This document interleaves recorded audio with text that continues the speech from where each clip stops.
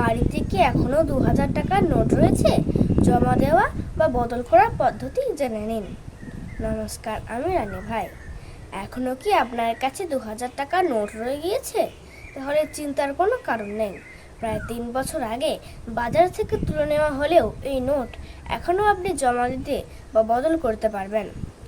Reserve bank of India জানিয়েছে 2000 টাকার note এখনো আইনিভাবে সম্পূর্ণ বৈধ, অর্থাৎ এর মাধ্যমে এখনো অর্থ প্রদান করা সম্ভব। তবে সাধারণ ব্যাংকগুলির মাধ্যমে এই নোট এখন আর লেনদেন করা বা জমা দেওয়া যাবে না। এই মুহূর্তে দেশজুড়ে আরবিআই এর 19টি ইস্যু অফিসে এই নোট বদল করার সুবিধা মিলেছে।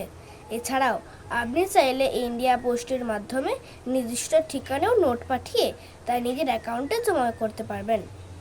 মুদ্রা পরিচালন ব্যবস্থার অঙ্গ হিসেবে 2023 সালের 19 মে বাজার থেকে 2000 টাকার নোট প্রত্যাহারের কথা ঘোষণা করেছিল রিজার্ভ ব্যাংক।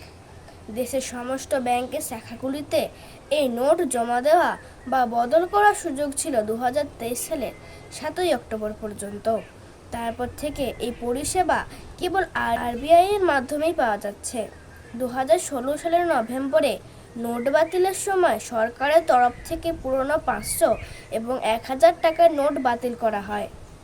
সেই সময় দেশের অর্থনীতিতে দ্রুত নগদের যোগান স্বাভাবিক করতেই এই 2000 টাকার নোট বাজারে আনা হয়েছিল।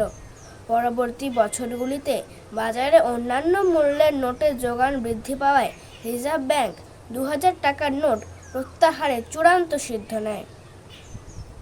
শীর্ষ ব্যাংকের মতে, যে বিশেষ উদ্দেশ্যে এই নোট বাজারে আনা হয়েছিল তা ইতিমধ্যেই পূরণ হয়েছে।